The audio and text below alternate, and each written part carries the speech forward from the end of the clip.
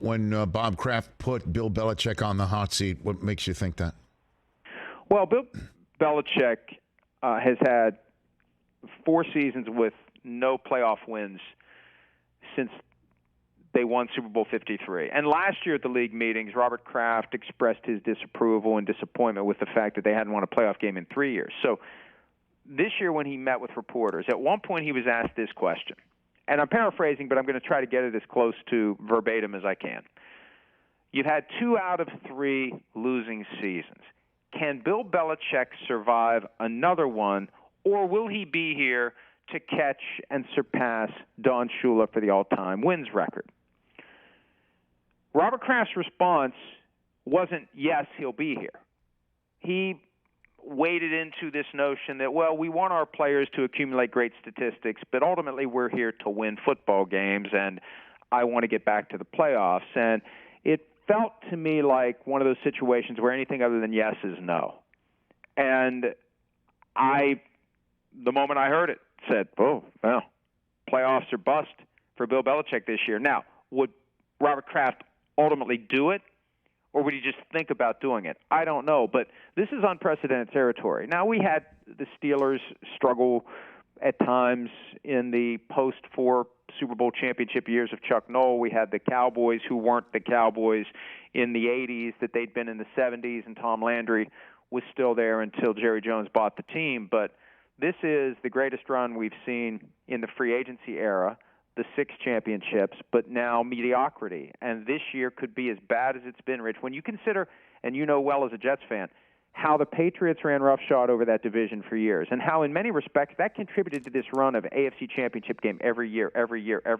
When you go 6-0, 5-1, whatever against your division, and you rule that division, you get the 1 seed or the 2 seed, you win a divisional round game, and boom, you're in the championship like that. It's like clockwork, and it makes it easier to get to Super Bowls and win them if you're in the AFC championship game every damn year. So now we're at the back end of this where they haven't made it to the playoffs 2 of the last 3 years. They've had losing records 2 of the last 3 years.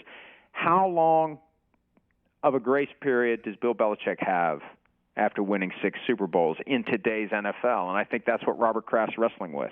And then just again, I don't know, we've both been around it long enough, Mike, that sometimes things are said publicly as a message to be sent to fans or messages to be sent within their own house and organization.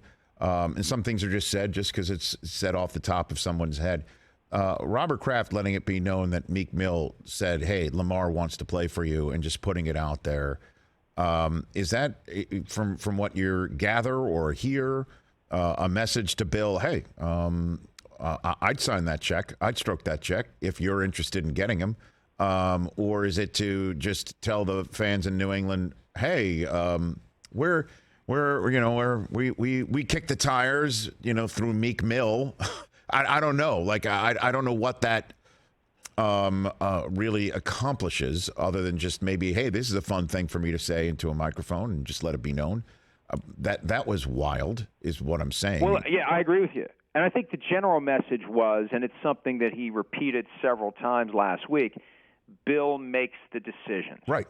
Bill makes the decisions. And if there's a mess, it's on him, not me. If we get to a point where what we're doing isn't sustainable, it's not my fault, it's his fault, blame him. Just like last year with what Kraft called a failed experiment, and he didn't like what happened. And Matt Patricia got put in a bad spot last year. How can you expect this guy to become an offensive coach after years and years and years of being a defensive coach? He made it clear he did not like the decision Bill Belichick made. So they're Bill's decisions, but he will be evaluated based on those decisions. He didn't say that, but that was the vibe.